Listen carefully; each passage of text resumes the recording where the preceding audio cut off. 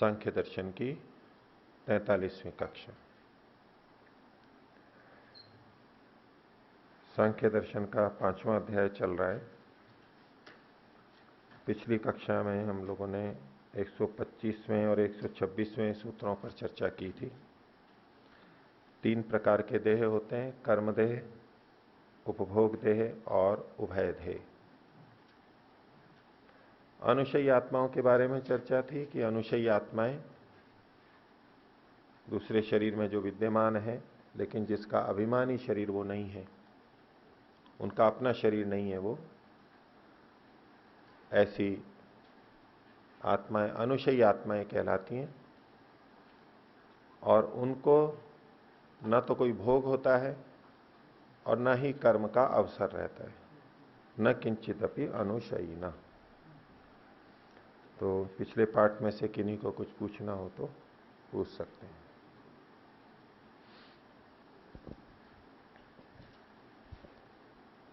अन्य कोई हो, हाथ खड़ा अभी से करेंगे। ओम।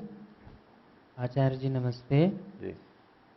ये जो अनुशयीन आत्मा है, अनुशयी आत्मा, जैसे कि आत्मा का शरीर रहता है तो वो स्वतंत्र रहता है, लेकिन आत्मा के निकल जाने के बाद में परतंत्र हो जाता है, तो अनुशयी ये परमात्मा का उस पर नियंत्रण नहीं रहता कि वो परमात्मा के अधीन हो जाता है।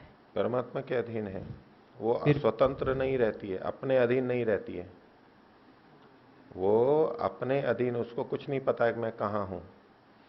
सूक्ष्म शरीर साथ में रहता है, वो चलती रहती हैं। और परमात्मा की यही व्यवस्था मानी जा सकती है कि कहीं भी वो रहे, कहीं भी इधर उधर जाए, वो अपने आप नहीं जाएगी।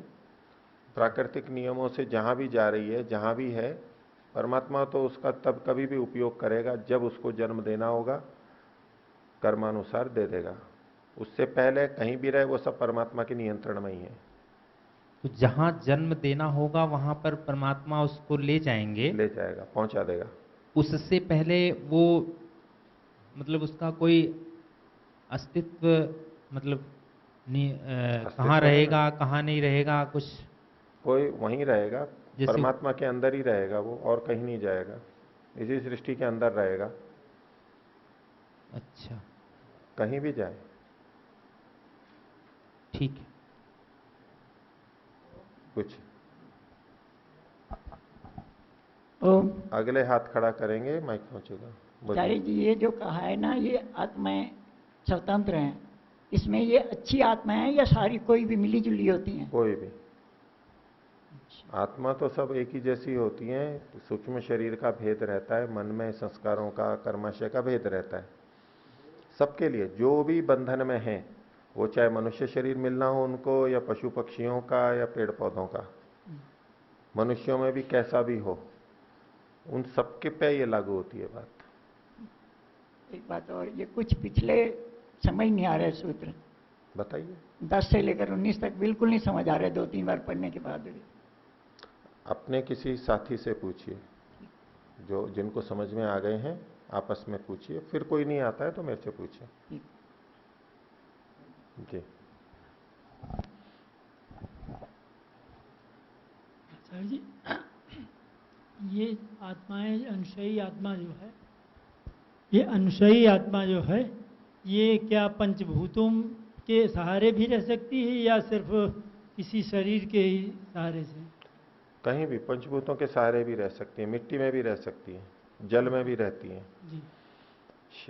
शरीर में पहुंचेंगी तो उसको अनुशयी के नाम से विशेष कह देते हैं। शरीर में कर्म या भोग होता है नहीं होता है। जी। वैसे वो सब अनुशयी ही आत्माएं हैं। जी। इसमें आता है कि भाई वो बादल में चली गई, पानी की बूंद में, पानी की बूंद के जी, साथ जी। नीचे आ गई, भूमि में आ गई, फिर पेड़ पौधों में भी आ गई। तो पेड़ पौधों में जीव में आने से पहले, शरीर में आने से पहले जो था, वहां भी तो वो चल रही थी। धन्यवाद। स्वामी जी, आत्माएं एक शरीर से निकलकर जब तक दूसरे शरीर में नहीं जाती, क्या इसके बीच में वो और कहीं रहती है या? जी हाँ, वही प्रसंग है ये। ये से एक छोटे दूसरे से चलेगी।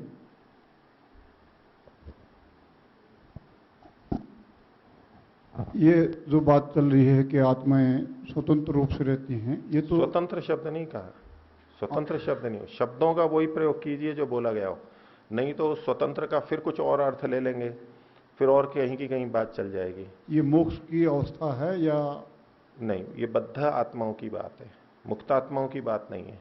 मुक्त आत्मा? मुक्त आत्माओं की बात नहीं है नहीं। ये बद्धात्माओं की बात है, जो सूक्ष्म शरीर से युक्त हैं। स्थूल शरीर तो छूट गया है जिनका, लेकिन सूक्ष्म शरीर अभी भी है उनका, उनकी बात है ये। वो क्या दूसरी जैसे भूत प्रेत, दूसरा ये वो आम लोग जो सनातनी इस पर प्रभाव करते हैं, तो क्या ये आत्माएं दूसरे आत्माओं के साथ मिलकर के दूसरे शरीर को कष्ट दे सकती? कुछ नहीं कर सकती, इसी के लिए ये सूत्र है, न किंचित अपि अनुशयिना। न तो उनका कोई भोग होता है वहां, वो भोग कर सकती हैं कुछ, और न ही कुछ कर्म कर सकती हैं। कर्म नहीं कर सकती तो दूसरे को प्रभावित भी नहीं कर सकती।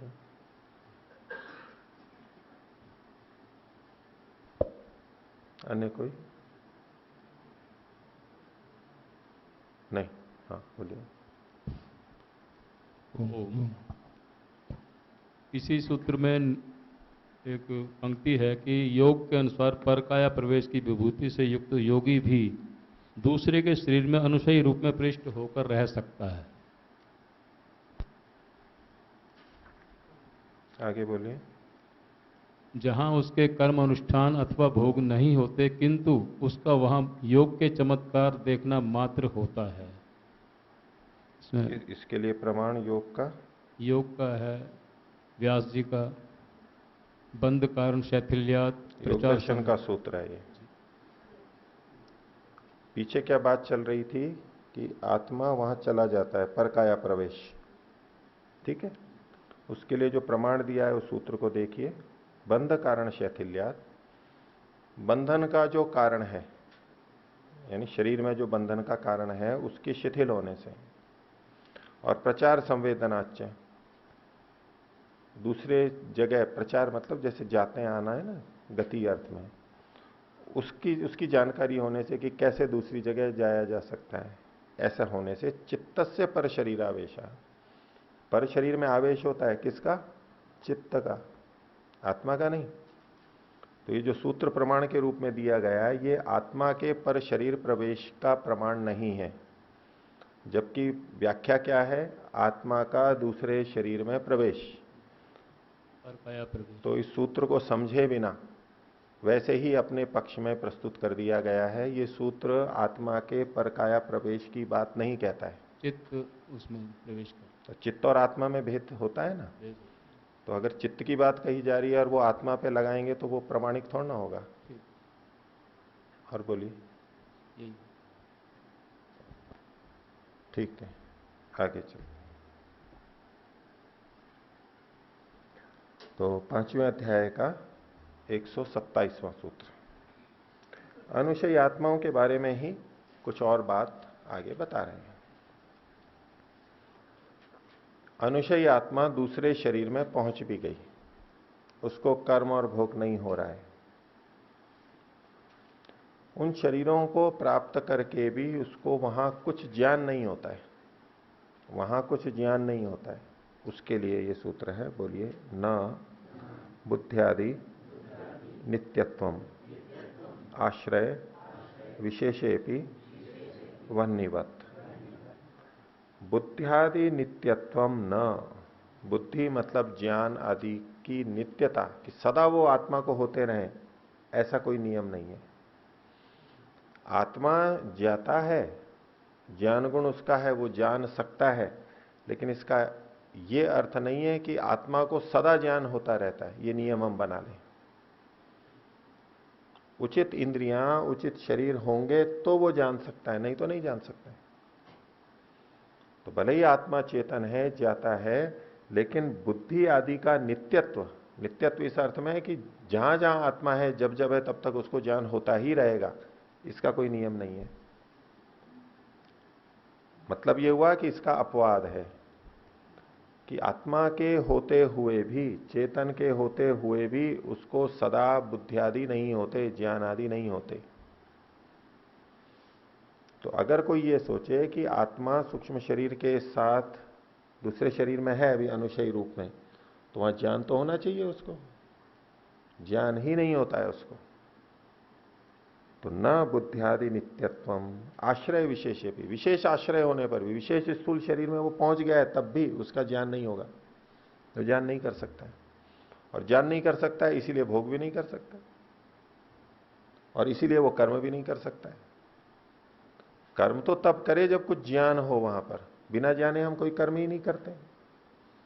और भोग भी एक तरह का ज्ञान ही है, हम कुछ भोग रहे हैं, हमें अनुभव हो रहा है, ज्ञान हो रहा है कि हाँ ये सुख है, ये दुख है, ये अनुकूल है, ये प्रतिकूल है, संवेदना ही तो है, ज्ञान ही तो है एक प्रकार के।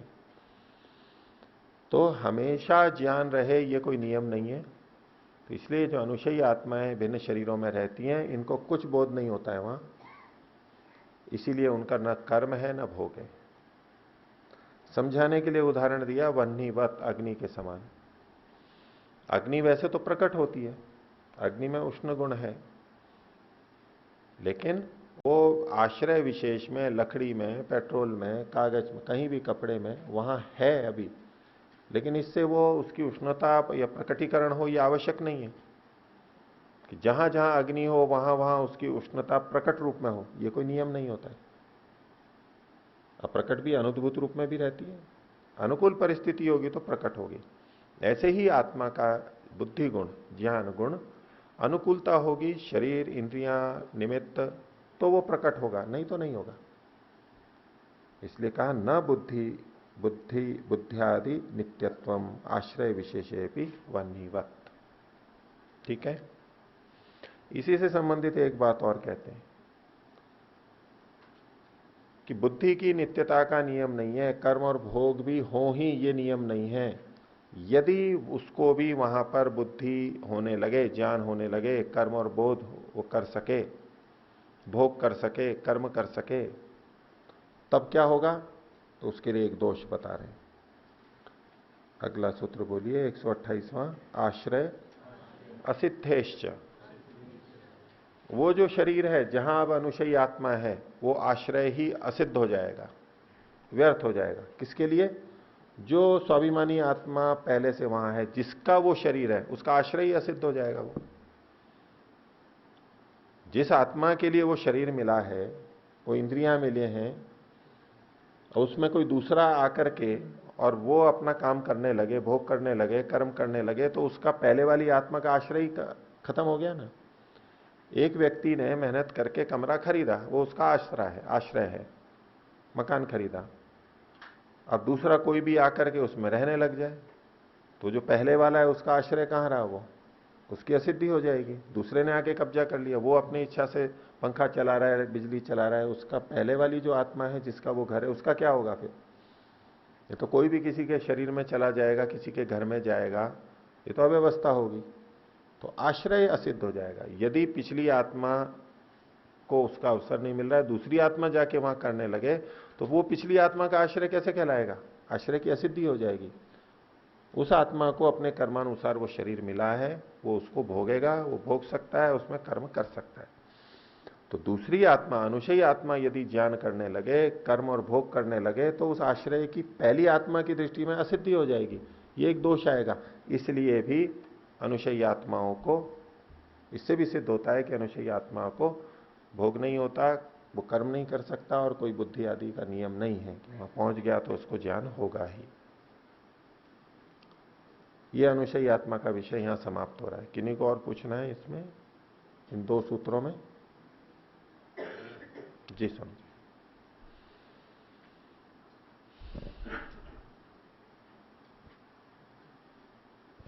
बोलिए। श्रद्धेय पूज्य आचार्य जी, नमस्ते। आचार्य जी, हमें आत्माओं के बारे में कुछ हमारे विद्वान ये भी कहते हैं, और उपनिषदों में भी हमें पढ़ने को आया कि आत्माएं शरीर को जब छोड़ती है, जब उसकी अवस्था हो जाती है, जैसे कि माइक को सामने रखिए मुख के। कीड़े का उदाहरण दिया, सुंडी का उदाहरण दिया, और पिछले शरीर को जब छोड़ते जब उसे अगला शरीर मिल जाता है। तो ये ऐसी व्यवस्था तो उपनिषदों में बताई गई है। तो इसमें ये जो अनुसैया शरीर है, आत्माएं है, इसे तुरंत शरीर नहीं मिलने से तो इसमें विलंबता है इसमें। जी, इनका प्रश्न ये है कि उपनिषद में एक प्रसंग में मृत्यु के बाद में शरीर धारण के लिए उदाहरण दिया। एक तृण जलु का एक कीट होता है, उसका तिनके पे एक जलों का जोंक जैसा एक प्राणी होता है, कि आत्मा कैसे एक शरीर को छोड़ के दूसरे शरीर में जाता है, उसके लिए वो उदाहरण दिया गया। वो तृण जलु का एक ऐसा होता है जो एक तिनका मानी पौधों के ऊपर है, इधर उधर से है, तो इधर भी इधर, इस डाल से उस डाल पे उसको जाना है, इस तिनके से उसके तिनके पे। तो वो जो चलता है तृण जलु का, यूं चलता है, यूं यूं यूं आगे करके सरकता है ना, ऐसा उसका उदाहरण है। तो उसको देखें वो कैसे जाता है। तो जाते जाते मान लीजिए इस कोने पे आया, तो यहां तक पहुंच करके वो आगे वाले भाग से इधर उधर देखता है, तो जहां कहीं मिलता है वहां उसको पकड़ के वहां आश्रय लेके पीछे वाला भाग उठा के आगे चला जाता है। ये उसकी प्रक्रिया रहती है आगे बढ़ने के लिए। ऐसे वो एक तिनके से दूसरे तिनके पे जाता है। तो इसको उदाहरण में अब घटाएंगे। वह तिनके माने जाते हैं पिछला तिनका पिछला शरीर और अगला तिनका अगला शरीर। ठीक है। अब ये पिछले को तब छोड़ता है जब आगे टिका देता है। उछल के तो जा नहीं सकता, वो पंख भी नहीं है और उछलता भी नहीं है।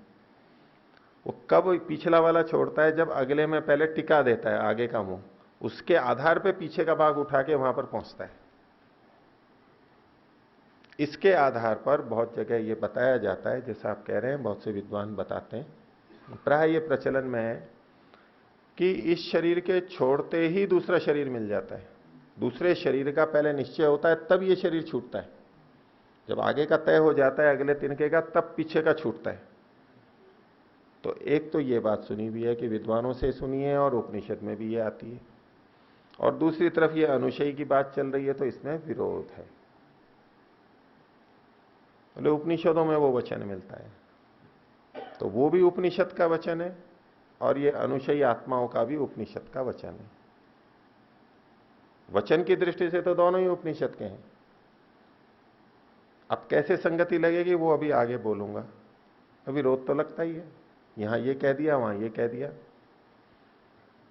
ये बहुत प्रश्न उठता रहता है कि मृत्यु के बाद में तत्काल जन्म मिल जाता है उसी समय, या तो कई दिनों बाद में मिलता है। अब इसमें यजुर्वेद के 39वें अध्याय के भी 2 मंत्र हैं। वो मंत्र दाह संस्कार में विनियुक्त हैं, और उन 2 मंत्रों का महर्षि दयानंद का भाष्य भी मिलता है। इसमें उन्होंने लिखा है कि आत्मा यहां यहां यहां जाते जाते 12 दिन घूमता है, फिर जन्म लेता है। 12 दिन यानी दूसरी जगह जाता है, एकदम नहीं लेता है। 12 दिन का भ्रमण वहां पर वेद मंत्र में बताया गया है। जहां तक हम शब्द प्रमाण की बात करें तो उपनिषद और वेद दोनों हमारे लिए शब्द प्रमाण हैं। यदि दोनों में विरोध लग रहा हो तो किसको मानेंगे? वेद को मानेंगे। और वेद पर भी महर्षि का भाष्य मिल रहा है, उपनिषद के इस वचन पर महर्षि का भाष्य नहीं मिल रहा है हमारे को। ये तो औरों के भाष्य हैं और हम व्याख्या देखते हैं, शब्द पढ़ते हैं, विद्वान लोग व्याख्या करते हैं। तो एक तो वेद का प्रमाण, और कोई क्या वेद के मंत्रों का आप भिन्न अर्थ कर रहे हैं, उपनिषद के विपरीत कैसे कर सकते हैं? तो ऋषि का भाष्य है वेद के उन मंत्रों के ऊपर, तो अब कोई संदेह नहीं रहना चाहिए। तो पहली बात तो ये कर लो कि प्रमाणों की जब हम तुलना करते हैं तो अधिक प्रबल प्रमाण वेद है और ऋषिकृत भाष्य साथ में है। तो ये हमारा मुख्य सिद्धांत हुआ कि एकदम जन्म नहीं लेती आत्मा, 12 दिन इधर उधर जाती है। ये चर्चा वेदांत में भी आती है, कैसे कैसे जाती है, कौन कहां तक जाता है, कौन कहां तक जाता है। उपनिषदों के आधार पर वेदांत दर्शन में चर्चा चलती है। अब रही बात कि उपनिषद में भी दो जगह ये अलग अलग कैसे कह दिया। तो जब हमारे को ये निश्चय हो गया कि एकदम जन्म नहीं होता, बीच में कुछ काल इधर उधर रहता, और ये अनुशयी आत्मा वाला प्रसंग ये सांख्य में भी आया है, उपनिषद में तो है ही, उसके आधार पर यहां सांख्य में भी है, सांख्य के सूत्र में है, उसका प्रमाण उपनिषद में भी हम उद्धृत करते हैं, वेदांत में भी ये चर्चा है अनुशयी वाली।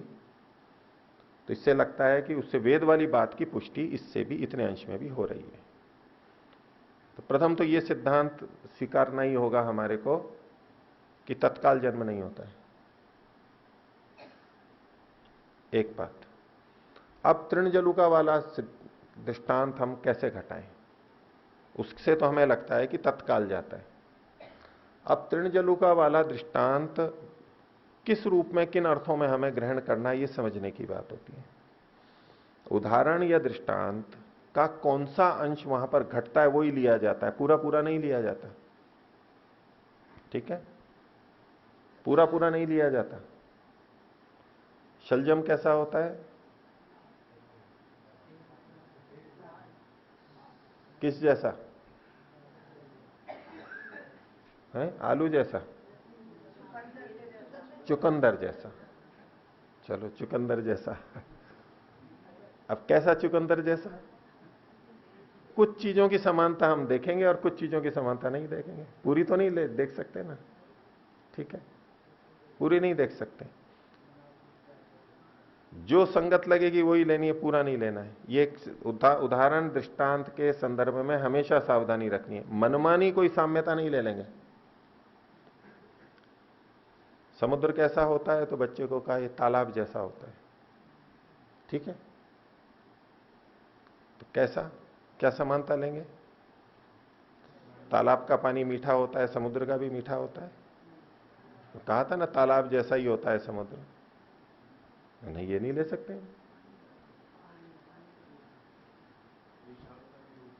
विशालता के रूप में वक्ता उस दृष्टांत उदाहरण को किस अभिप्राय से कह रहा है वही लेना होता है, और वक्ता का अभिप्राय हमें नहीं पता है तो हमें वो अर्थ घटाना होता है जो संगत होता है। हर कोई गुण अर्थ नहीं घटा सकते हम उदाहरण दृष्टांत में, ये ध्यान रखने की बात है, ठीक है।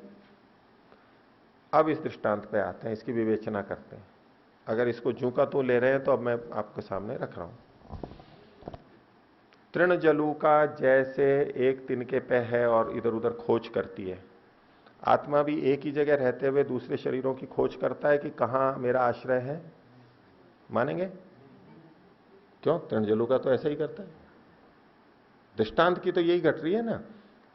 खोज कौन करता है तिनके की, तृणजलुका खुद करती है ना, परमात्मा को तो और किसी की तो सहायता नहीं लेती ना वो।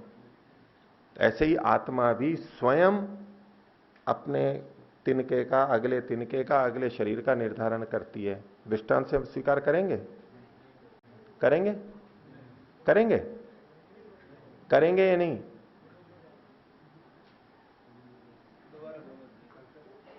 देखो मैं आपको वो बात समझा रहा हूं कि दृष्टांत का कौन सा अंश लेना चाहिए, कौन सा नहीं लेना चाहिए। मैं कुछ ऐसी समानताएं बता रहा हूं जिसको आप खुद, आप में बहुतों ने तो कहा नहीं ये तो नहीं ले सकते। मैं पूछूं क्यों नहीं ले सकते? क्योंकि इसका अन्य सिद्धांतों से विरोध आता है। अगले जन्म का निर्धारण खोज हम स्वयं कर लेते हैं या परमात्मा करता है? परमात्मा करता है। ये तृणजलुका अपने अगले तिनके की खोज खुद कर रही है, खुद कर रही है ना। ऐसे ही आत्मा भी खुद खोज करती है। ऐसा मैं कहूं तो मानेंगे आप? मैं दृष्टांत की समानता बोल रहा हूं, एक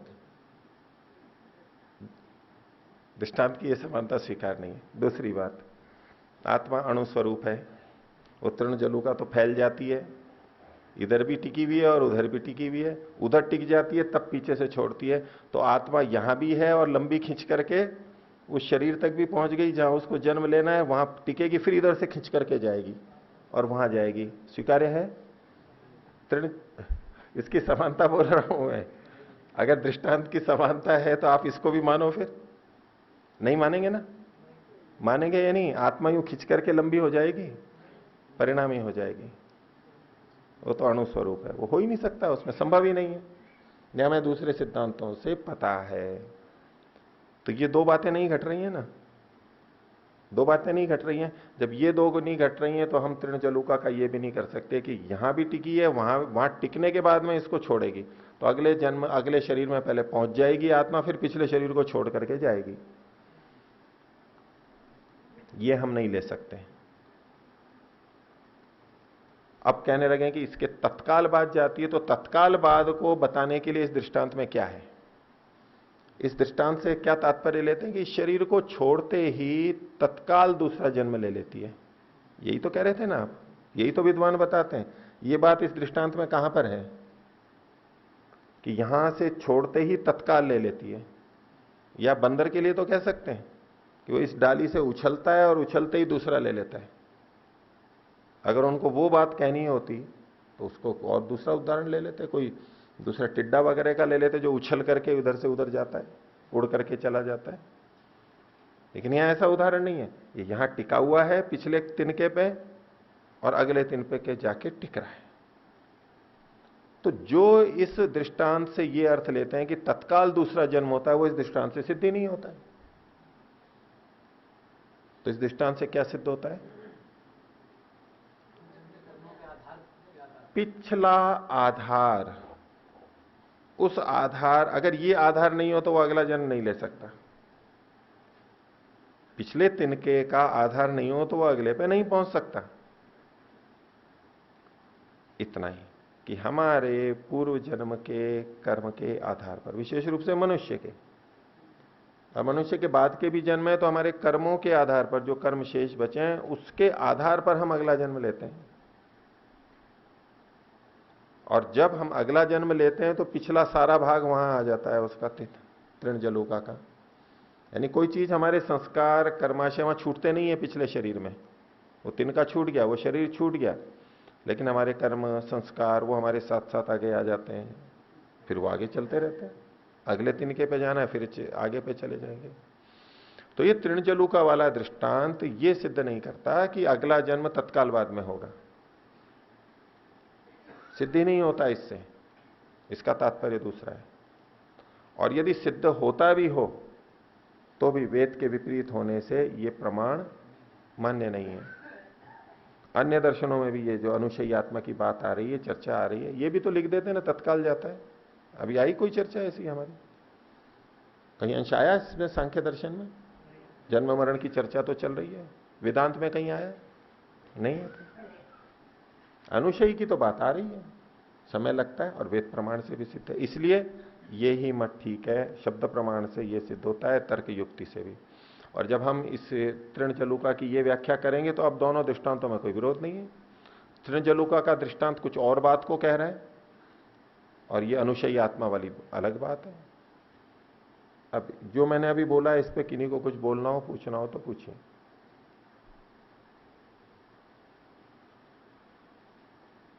ये विषय काफी लंबा भी है, इसमें परोपकारी पत्रिका में जिज्ञासा समाधान आता है, उसमें भी ये था, मैंने समाधान किया था। अब उसकी एक पुस्तक भी बनने वाली है जिज्ञासा समाधान, 1-2 महीने में आ जाएगी। उसमें और भी ऐसे बहुत से प्रश्न है, उसमें एक प्रश्न ये भी है, उसका इसी तरह से वहां समाधान किया। जी स्वामी जी। आचार्य जी, इसमें अनुशयी जो आत्मा है उनके पास ज्ञान का सब साधन है, ज्ञानेन्द्रिय भी है, बुद्धि भी है, तो उसको ज्ञान क्यों नहीं होता है? ज्ञानेन्द्रियां उनके पास में सूक्ष्म है, ज्ञानेन्द्रिय कर्मेंद्रिय, हाँ सूक्ष्म है ना, सूक्ष्म शरीर में है ना, या स्थूल है? सूक्ष्म ही है, सूक्ष्म ही है ना। और बुद्धि भी उसके पास है, वो भी सूक्ष्म वाली है, गोलक तो नहीं वाली है। गोलक नहीं तो है, बगैर स्थूल के वो ज्ञान नहीं कर सकती? नहीं कर सकता।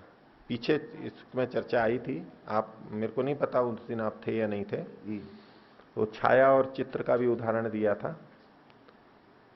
सूक्ष्म शरीर से कुछ भोग नहीं हो सकता, कर्म नहीं कर सकते हम, उसके लिए स्थूल शरीर की आवश्यकता है। जैसे कि छाया पड़े तो छाया हमारी पड़ रही है, लेकिन उसके लिए धरती भी चाहिए, वो नहीं होगी तो छाया नहीं पड़ेगी। चित्रकार चित्र बना रहा है तो उसके लिए वो कागज या तो शीट वगैरह भी चाहिए, नहीं तो चित्र नहीं बना सकता। वो आधार चाहिए, उस स्थूल शरीर के बिना सूक्ष्म शरीर कार्य नहीं कर सकता। ये कई सूत्रों में पीछे ये बात सिद्धांत बता चुके हैं। ये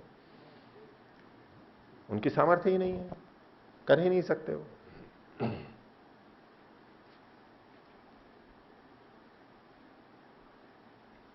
और कोई? ठीक है, आगे देखिए। 129वां सूत्र।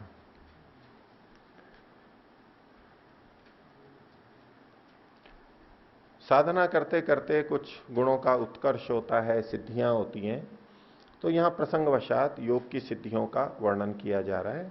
सूत्र बोलिए, योग सिद्धयः अपि औषधादि सिद्धिवत न अपलपनीयाः। योग की जो सिद्धियां हैं वो न अपलपनीय, उनका खंडन नहीं किया जा सकता, वो खंडन के योग्य नहीं है, उनका अपलाप नहीं कर सकते, उनको उड़ा नहीं सकते हम, नहीं होती है, नहीं हो सकती है। योग सिद्धयः न अपलपनीय, उनका आप यूं खंडन मत करो कि ये नहीं होती है। किस तरह से? औषधादि सिद्धिवत, जैसे औषधियों से हमें सिद्धि की प्राप्ति होती है, ऐसे योग से भी सिद्धि की प्राप्ति होती है। सिद्धि का मतलब है हमारे इंद्रियों में, शरीर में गुणों का बढ़ जाना, गुणोत्कर्ष, क्षमताओं का बढ़ जाना, सामर्थ्य का बढ़ जाना, यही सिद्धि के रूप में कहा जाता है, यही विभूति कहा जाता है। हमारी शक्ति सामर्थ्य का बढ़ना, ये सिद्धि कहलाता है। औषधियों से भी होती है, औषधियों से विशेष बल बढ़ जाता है, औषधियों से इंद्रियों की क्षमता बढ़ जाती है इत्यादि, बुद्धि की क्षमता बढ़ सकती है। तो जैसे औषधादि सिद्धियां, औषधि से जो गुणोत्कर्ष होता है वो खंडन करने योग्य नहीं होता, ऐसे योग की सिद्धियां भी खंडन करने योग्य नहीं है, उनका अपलाप नहीं कर सकते। लोग करते होंगे उस समय भी, ये कुछ नहीं होती हैं योग की सिद्धियां, गलत है ये, तो उसके लिए इनको कहना पड़ा। और औषधि से भी सिद्धि होती है, योग से भी सिद्धि होती है, ये योग दर्शन का भी सूत्र कहता है, चौथे पाद का पहला सूत्र, कैवल्य पाद का। जन्म औषधि मंत्र तपः समाधि जा सिद्धयः। जन्मना भी सिद्धियां होती हैं, जन्म से, औषधियों से, ये औषधि का यहां उल्लेख किया है। मंत्र से भी होती है, तप से भी होती हैं, और समाधि से भी होती है। तो 5 प्रकार की सिद्धियां स्वयं योग दर्शन स्वीकार कर रहा है। और यहां सांख्यकार कह रहे हैं कि ये जो योग की सिद्धियां मतलब समाधिजन्य सिद्धियां, मुख्य रूप से समाधिजन्य सिद्धियां, चाहे तो उसमें मंत्र जप को भी ले लें तो ले लें, लेकिन जन्म और औषधि वाली तो इसमें नहीं आएगी। तप भी एक तरह का कर्म ही है, व्यक्ति तप करता है तो सिद्धि आ जाती है, वो तार पे चल लेता है व्यक्ति, हम तो नहीं चल सकते, तार पे गिर जाते हैं। तप किया उसने, कर्म किया, अभ्यास किया, वो सिद्धि तो है एक तरह की। ऐसे कर्तव्य जो सर्कस में या और जगह दिखाए जाते हैं, ये क्या कर्म और अभ्यास से ही तो वो गुणों का उत्कर्ष कर लिया, ये सिद्धि ही तो है। वो कर सकते हैं और हम नहीं कर सकते।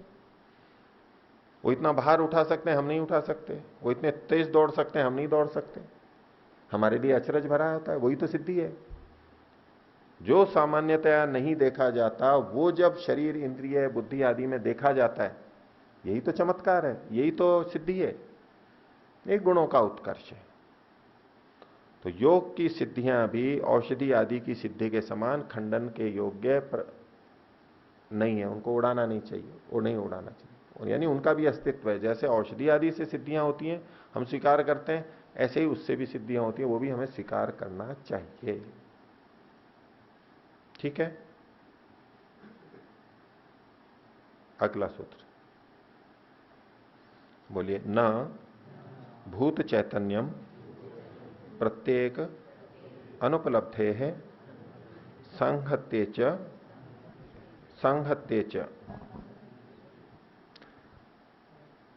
संहत्ये, अनेक द्रव्यों के मिलने पर, समूह रूप में संगत होने पर, प्रत्येक अनुपलब्ध है, उस वो जो संगत हुआ है उसके जो घटक हैं उनमें एक एक में, प्रत्येक में अनुपलब्ध होने पर, सांगत्य मिलने पर एक एक में अनुपलब्ध होने से, किसके अनुपलब्ध होने से? चेतनता के। न भूत चैतन्यम, भूतों में चेतनता नहीं है। ये जो पंच महाभूत हैं, भूत हैं, सूक्ष्म भूत हैं, पृथ्वी जल आदि, उनमें चेतनता नहीं है। पीछे भी ये बात आई थी, जड़ वस्तु जो प्रकृति और प्रकृतिजन्य पदार्थ हैं उनमें चेतनता नहीं है। चेतनता तो पुरुष में, जीव और परमात्मा, इन दो में ही है। उसी बात को यहां पर अंत में कह रहे हैं कि ये जो जुड़ने के बाद में एक एक में हमें चेतनता नहीं दिखाई देती, इसमें भी नहीं है, इसमें भी नहीं है, इसमें भी नहीं है।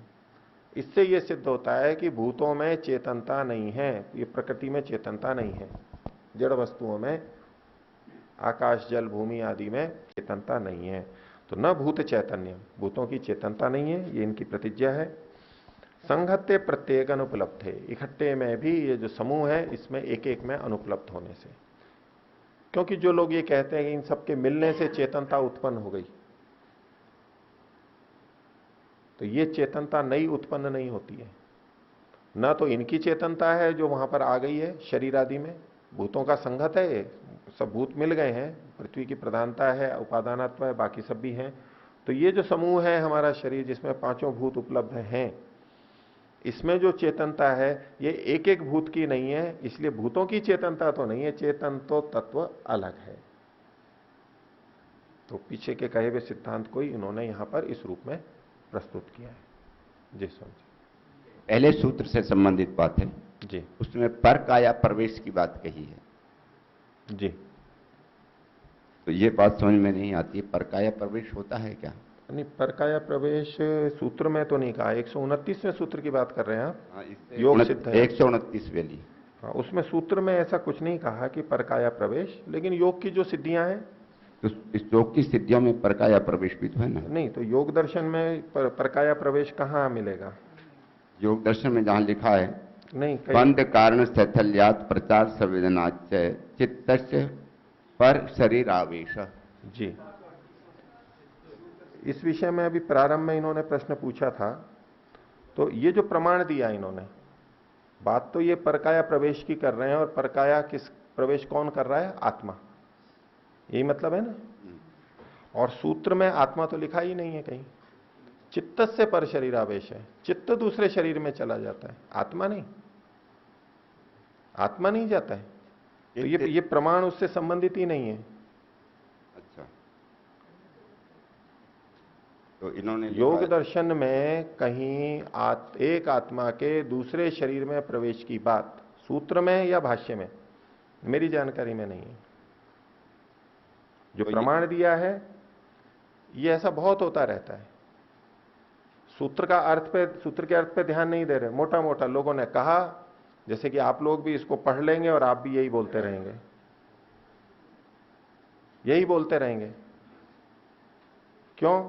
हमने पढ़ा है, उसमें लिखा है, वो है या नहीं है ये अपनी बुद्धि का काम नहीं कर रहे, अपनी बुद्धि का उपयोग नहीं कर रहे, सोच समझ के नहीं पढ़ रहे, विचार पूर्वक नहीं पढ़ रहे। लिखा है मतलब बस हमने इतना ही जान लिया। ये तो हमारी जिम्मेदारी है कि कोई व्यक्ति कुछ बोल रहा है, कुछ लिख रहा है, वो ठीक है या नहीं है, ये हमारी जिम्मेदारी है। दूसरे ने उचित अनुचित जो भी कहा है, उन्होंने गलत कहा, उनका दोष हो सकता है, लेकिन हमने भी स्वीकार कर लिया ये हमारा दोष भी है। हम ये तो देखें कि ठीक है या नहीं है, किसकी जिम्मेदारी है? दुकान वाला अगर गलत सामान दे रहा है और हम उठा करके ले आए उसको, किसका दोष है? क्या केवल दुकानदार का है? ये जी हमने तो आप पे विश्वास कर लिया था। क्यों कर लिया था आपने विश्वास? आप देख के लाते ना क्या चीज है नहीं है, आपकी जिम्मेदारी नहीं है, आप लेके आ रहे हैं तो दूसरे का दोष है मान लिया, लेकिन अपना भी तो है। तो अध्यात्म में ऐसी बहुत बातें चलती हैं, कुछ का कुछ बोलते रहते हैं, कुछ का कुछ लिखते रहते हैं, है या नहीं है प्रमाण से देखना होता है, यही कसौटी होती है। पर वो अध्यात्म वाले ये सोचते हैं कि बुद्धि का तो काम लेना नहीं, अध्यात्म में बुद्धि का क्या काम, ना तो भावना का काम है, वो भावना पर ही टिके रहते हैं और फिर भावना में ही बह जाते हैं, बहते रहते हैं, भावना में मग्न रहते हैं। ठीक है, उनको वही अध्यात्म अच्छा लगता है तो बहते रहेंगे। अभी आचार्य जी आप भी पढ़ रहे थे, जन्म औषधि मंत्र तप समाधि जा सिद्ध। इस सूत्र में औषधि मंत्र तप से होने वाली सिद्धियां जैसे स्वीकार की गई हैं, मानी गई हैं, इसी प्रकार समाधि सिद्धि से भी सूत्र में प्रतिपादन से योगी की पर शरीर आवेश आदि सिद्धियां भी स्वीकारार्थ मंतव्य हैं, निषेध करने योग्य नहीं है। ये पर शरीर प्रवेश का कुछ नहीं लिखा है सूत्र में, आवेश लिखा है ना जहां, वो आवेश वही हो गया, पर शरीर आवेश चित्त का प्रवेश। हाँ, चित्त का ठीक है, चित्त का तो लिखा हुआ है, चित्त के लिए तो सूत्र मिल रहा है हमारे को। भाव में योग सिद्धि से सृष्टि करना संभव है, यह कथन अनर्गलक है, वो तो दूसरी बात कह रहे हैं। ठीक है जी, कोई बात नहीं। शब्द प्रमाण सीधा मिल रहा है, ठीक है, उस पर विचार करेंगे। सीधे नहीं मिल रहा है तो फिर वो प्रमाणिक नहीं रह पाता है। तो ये 5वां अध्याय समाप्त हुआ। हाँ, पूछिए। ओम। आचार्य जी नमस्ते। आचार्य, जैसे औषधियों से हम रोगों का इलाज कर सकते हैं, और योग दर्शन में भी सूत्र आया है व्याधि सत्यान संशय प्रमाद, इस तरह से प्रथम पाद में। तो जो व्याधियां होती हैं, क्या योग से उनका भी उपचार हो सकता है? जी हाँ, किसी भी तरह का कोई रोग हो तो? हाँ, किसी भी तरह का, मतलब यूं 100% तो क्या कहें, लेकिन हाँ, योग से ये अंतराय हटते हैं। रोगों का कारण क्या है? हमारा मुख्य कारण क्या है? कुछ रोग ऐसे होते हैं जो गलत खान पान से होते हैं, वातावरण की प्रतिकूलता, हम अनुकूल नहीं रह पाए, ये बाहर के कारण हमें दिखाई देते हैं। कुछ रोग हमें अपने आंतरिक कारणों से दिखाई देते हैं, मानसिक तनाव है, उद्वेग है, क्रोध है, अब उससे शरीर पर प्रभाव हो जाता है। मनोकायिक रोग हो जाते हैं, साइकोसोमेटिक। शरीर के रोगों का मन पर प्रभाव पड़ता है। शुद्ध शारीरिक रोग हो, चोट लग गई, आघात हो गया, किसी ने कर दिया, ये पहले शरीर पे लगा है, शरीर से फिर मन पे प्रभाव पड़ता है, और मन का शरीर पे प्रभाव पड़ता है, ये हम सब जानते हैं। मानसिक स्थिति ठीक नहीं हो तो भूख उठते देर लगती है क्या? भूख ही नहीं लगती, नींद ही नहीं आती, मलमूत्र का त्याग रुक जाता है या अधिक होने लग जाता है, बहुत सारी चीजें होती है ना। और ये तंत्र अगर किसी का अधिक दिन बिगड़ा रहे, खाना, पचना, सोना, तो सब कुछ और भी बिगड़ने लग जाएगा उसका। सोचना बिगड़ जाएगा, बेचैन हो जाएगा, बात बात में उलझेगा, चिल्लाएगा, झुंझलाएगा, क्षुभित होगा, तनाव में जाएगा, ये सब होता है। अब चिंता होगी, रक्तचाप भी बढ़ जाएगा, सिर में दर्द भी शुरू हो जाएगा, रक्तचाप बढ़ गया तो। अवसाद हो गया तो रक्तचाप गिर जाएगा, चक्कर आने लगेंगे, मूर्छा आने लगेगी, हो सकता है।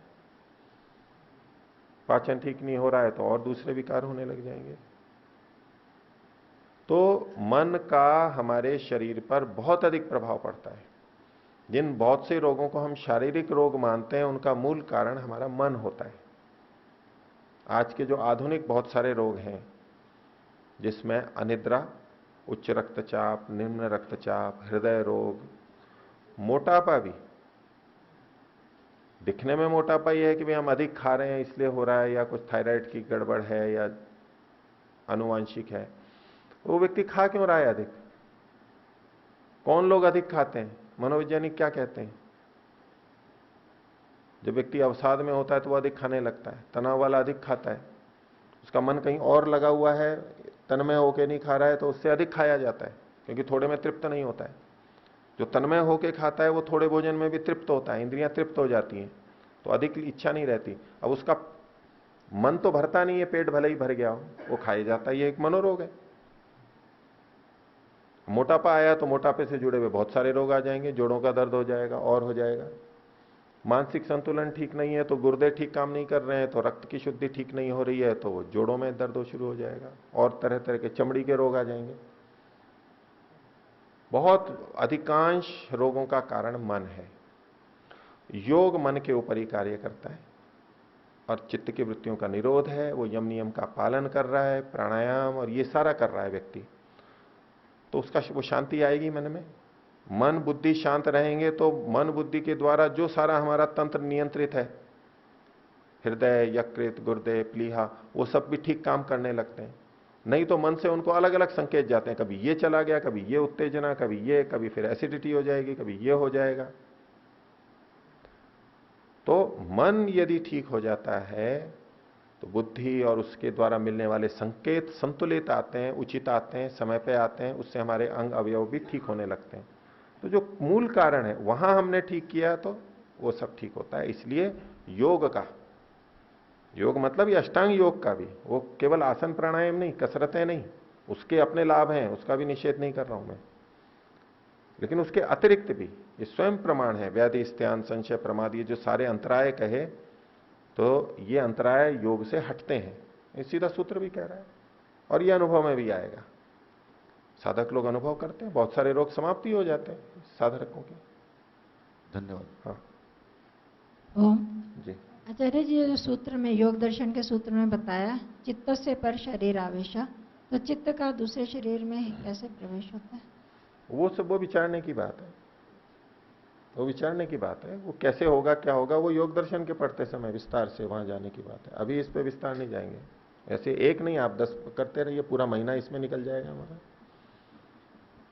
ये विषयांतर हो जाएगा। यहां केवल इतना कहा जा रहा है कि उनका अपलाप नहीं कर सकते, उसका अध्ययन योग दर्शन में हो सकता है, नहीं हो सकता है, कितना हो सकता है, हमारे को कितना समझ में आ रहा है। हमें समझ में नहीं आ रहा है इसलिए वो नहीं होता है, ये कोई बात नहीं है, ये कोई आधार नहीं है। हाँ, यदि हम अपने को सर्वज्ञ मानते हैं तो हम कह सकते हैं कि हमें समझ में नहीं आ रहा है इसलिए ये नहीं है, हो ही नहीं सकता। ये परमात्मा कह सकता है। ये जो अपने को अल्पज्ञ मानता है, समझता है कि नहीं मेरा ज्ञान थोड़ा है, पूरा नहीं है, मैं 100% नहीं जानता हूं, प्रकृति को पूरा नहीं जानता हूं, शरीर में क्या क्या सिद्धियां हो सकती हैं, शक्ति सामर्थ्य में पूरी नहीं जानता हूं, जिसको इस अपनी बात का बोध है, ज्ञान है, विवेक है, वो अविवेक में नहीं है कि मैंने जो समझा है वो सब समझ लिया है, वो खंडन नहीं करेगा, वो विचार के लिए रखे। ठीक है, मेरे को समझ में नहीं आ रहा है लेकिन लिखा हुआ तो मिल रहा है, हमारे को सूत्र में मिल रहा है, भाष्य में मिल रहा है, और कहीं कहीं हमारे को झलक भी मिल जाती है उन सिद्धियों की दूसरी जगह। ठीक है, कुछ के लिए कह सकते हैं नहीं ये तो बिल्कुल ही नहीं हो सकती, हमें ऐसा लग रहा है, और ठीक है, कैसे हो सकती है नहीं हो सकती है विचार की बात है। अभी हमारे पास कोई खंडन करने के लिए भी प्रमाण नहीं है और न पुष्टि के लिए प्रमाण है। ठीक है, जो लिखा है हमने पढ़ लिया, होगा देख लेंगे तो स्वीकार कर लेंगे, नहीं तो तब तक विचार कोटि में रखेंगे, ऐसा कर सकते हैं। ओ कुछ पूज्याचार्य जी, जो इसमें पीछे जो ये प्रकरण चल रहा था इसका औषधियों का और सिद्धियों का था, भाई औषधि से सिद्धि होती है।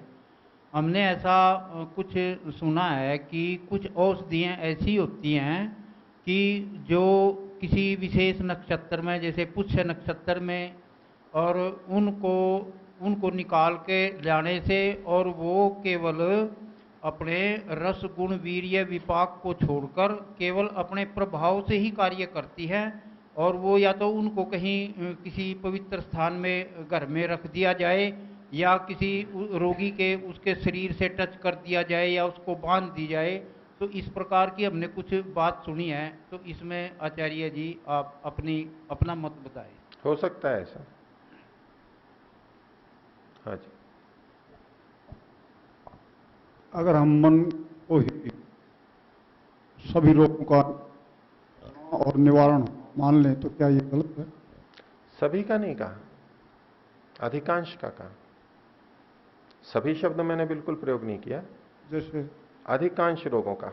जैसे मान लिया कौन सा रोग है जो मन जैसे जैसे कौन सा रोग है जो मन से नहीं होता?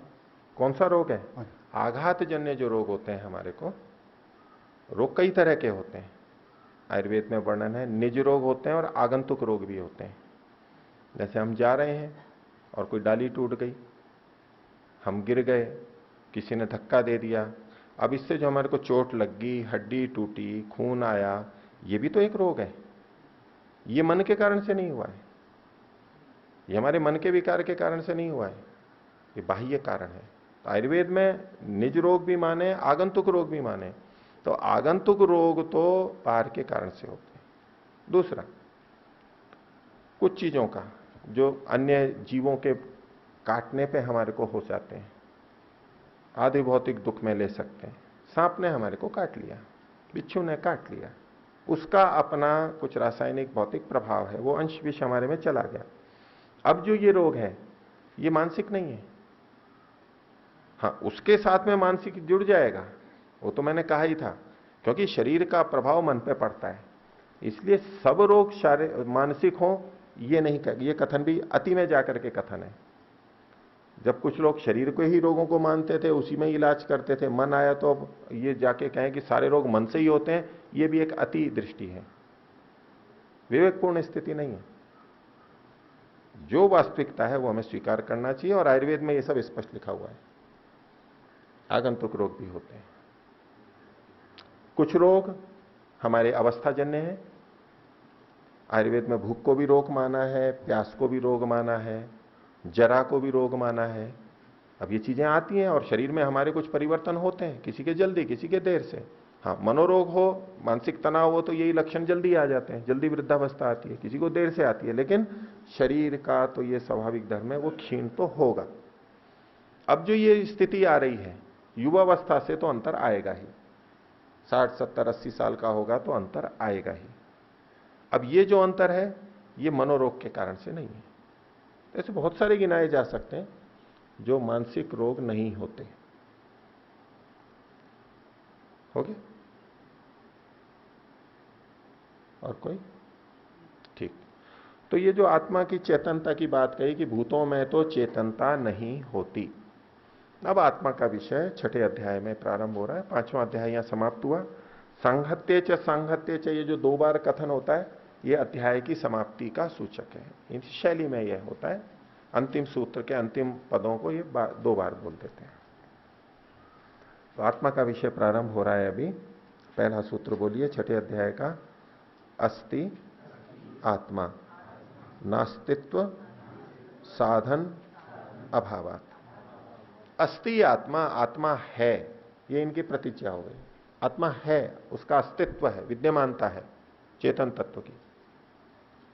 भूतों में चैतन्य नहीं है लेकिन चेतनता तो है। फिर भी वो भूतों से अतिरिक्त कोई तत्व है जो चेतन है। वो दोनों हो सकते हैं, जीवात्मा परमात्मा।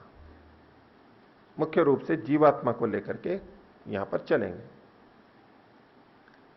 अब इसके लिए हेतु देना था इनको। वैसे पहले हेतु दिया, संगत परार्थत्वात् पुरुषस्य आदि कुछ चर्चाएं आई चुकी हैं। यहां एक दूसरे ढंग से बात को कह रहे हैं नास्तित्व साधन अभावात। आत्मा के न होने में कोई प्रमाण न होने से हम कह रहे हैं आत्मा है, दूसरा कह रहा है कि आत्मा नहीं है। वो हमारे से पूछता है कि आत्मा है, इसमें प्रमाण दो। हम भी तो उससे पूछ सकते हैं कि आत्मा नहीं है, इसमें कोई प्रमाण दो। नहीं पूछ सकते। ये उस शैली से सूत्र है कि आत्मा है, मैं आत्मा को नकार सकूं इसमें मेरे को कोई प्रमाण नहीं मिल रहा है। मैं कैसे आत्मा को नहीं मानूं? ऐसा कौन सा प्रमाण है जिसके आधार पर मैं कहूं कि नहीं आत्मा नहीं होती है? नकारा ही नहीं जा रहा है। प्रमाण उपलब्ध हो रहे हैं अस्तित्व के, तो और न होने का कोई प्रमाण ही उपलब्ध नहीं हो रहा है। आत्मा नहीं है, इसमें क्या प्रमाण है? तो कहा नास्तित्व साधन अभाव। साधन कहते हैं प्रमाणों को। प्रमाण जो होते हैं वो साधन होते हैं किसी बात को सिद्ध करने के लिए, उपाय होते हैं। तो नास्तित्व के, अस्तित्व के न होने में कोई प्रमाण नहीं है, उसका अभाव है, इसलिए भी सिद्ध है कि आत्मा है।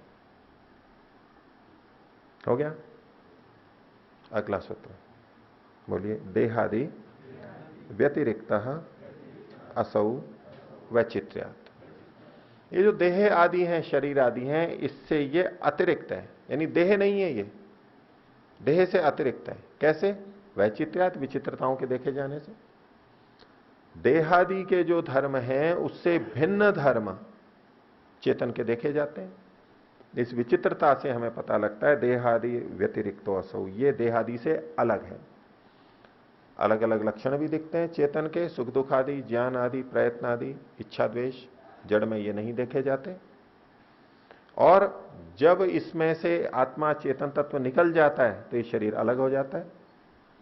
जब आत्मा के सहित रहता है तो ये अलग रहता है, अलग गतिविधियां दिखती हैं, और आत्मा के रहित होता है तो इस शरीर का, देह का अलग स्वरूप दिखाई देता है। तो इस विचित्रता को देख के भी सिद्ध होता है कि आत्मा तो है और वो शरीर से अलग है, शरीर तो नहीं है वो आत्मा।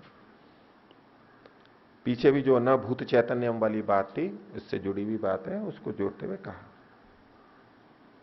हो गया इतना? अगला सूत्र और सिद्धि कर रहे हैं कि आत्मा होती है, इसके लिए प्रमाण दे रहे हैं, एक तर्क युक्ति रख रहे हैं।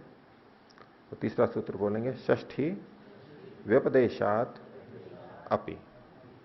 षष्ठी कहते हैं छठा, छठे को। संस्कृत में विभक्तियां होती हैं, भाषा का ऐसा प्रयोग है, प्रथमा विभक्ति, द्वितीय विभक्ति, षष्ठी विभक्ति, सप्तमी विभक्ति। और षष्ठी विभक्ति में क्या होता है, जैसे राम का शब्द होता है तो रामस्य रामयोः रामाणाम, राम का, रामों का, दो राम का, बहुत सारे रामों का। षष्ठी जो होता है ये संबंध को बताता है। तो षष्ठी का व्यपदेश होने से कैसे, तो कहते हैं कि मेरा शरीर। अच्छा, षष्ठी का जहां कथन होता है मेरा घर, तो मैं और घर अलग अलग हैं। मेरी गाय, तो मैं और गाय अलग अलग हैं। मेरा पति, मेरा बच्चा, मैं और पति, मैं और शरीर अलग अलग हैं। तो इस षष्ठी का प्रयोग कहां होता है, जब दो अलग अलग चीजें होती हैं।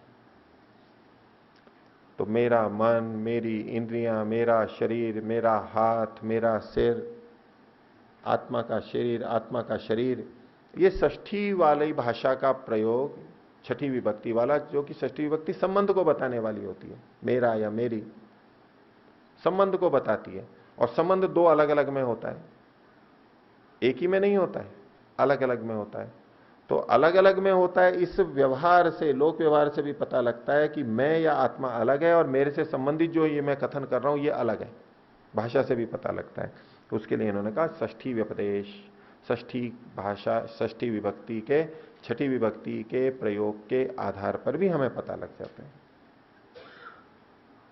मेरे नेत्र, मेरा मन शिव संकल्प वाला हो, तो मन आत्मा से भिन्न है। ठीक है, हाँ बोलिए।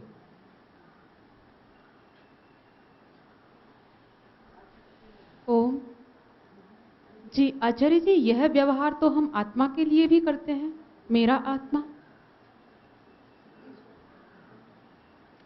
ऐसा भी प्रयोग होता है, लेकिन अधिकांश जो प्रयोग होंगे हमारे वो ऐसे होंगे अलग वाले। अब इसमें दो तरह से देखा जाता है, एक मुख्य प्रयोग होता है, एक गौण प्रयोग होता है, दोनों प्रयोग होते हैं। मेरी आत्मा, वाक्य बोलिए आप, मेरी आत्मा, मेरी आत्मा दुखी हो रही है। दुखी हो रही है जी। उसकी जगह कोई कहता है मेरा मन दुखी हो रहा है, हाँ जी। उसी स्थान पे ये भी बोल सकते हैं नहीं वाक्य को आप? हाँ जी। आपको कोई आपत्ति नहीं ना? नहीं। तो अब मेरी आत्मा दुखी हो रही है का मतलब है मेरा मन दुखी हो रहा है। हम मन के लिए आत्मा शब्द का प्रयोग कर रहे हैं, गौण प्रयोग है। मैं दुखी हूं, मैं सुखी हूं, यह प्रयोग अपने लिए हो रहा है। मेरी आत्मा दुखी है, और अगर आत्मा का भी अर्थ है तो एक गौण प्रयोग है। अब हम सब जगह कहें कि गौण प्रयोग है, ऐसा नहीं चलेगा, क्योंकि मुख्य या प्रधान प्रयोग के होने पर ही गौण प्रयोग भी होता है। जहां भेद ना होते हुए भी भेद कथन करते हुए प्रयोग हो रहा है, जैसे कि मेरी आत्मा, ये गौण प्रयोग है। तो इस यहां गौण कहा तो बोले सब जगह गौण मान लेंगे, मेरा हाथ, और यहां पर भी, तो फिर मुख्य प्रयोग कहां मानेंगे? तो मुख्य प्रयोग के आधार पर गौण प्रयोग भी होते हैं, ये भी भाषा में देखा जाता है, लेकिन व्यापक प्रयोग भेद का है, और ये हम देखते हैं उस षष्ठी व्यपदेश से। एक तर्क है, एक 100% आप घटाएं, ये आवश्यक नहीं है। और भी इसमें एक प्रश्न उठता है जो कि अगले सूत्र से स्वयं वो समाधान करेंगे। जी धन्यवाद। लेकिन ये भी एक आधार बनता है कि हम अलग बोलते हैं, संबंध बना के बोलते हैं, इससे पता लगता है कि आत्मा अलग है और ये शरीर अलग है। तो अब इसमें एक शंका उठ सकती है, तो बोले कि ये तो मूर्तियों में भी प्रयोग करते हैं हम, प्रतिमाओं में, मूर्ति का हाथ, मूर्ति का पैर, मूर्ति का सिर, मूर्ति का धड़, मूर्ति की आंखें, कान, नाक आदि प्रयोग करते हैं ना, तो वहां भी एक आत्मा तो होनी चाहिए। फिर तो षष्ठी का व्यपदेश है, षष्ठी का प्रयोग है, होनी चाहिए ना। कोई तर्क कर सकता है, प्रश्न कर सकता है, वो बात उठाते हुए अगला सूत्र उसका समाधान भी कर रहे हैं।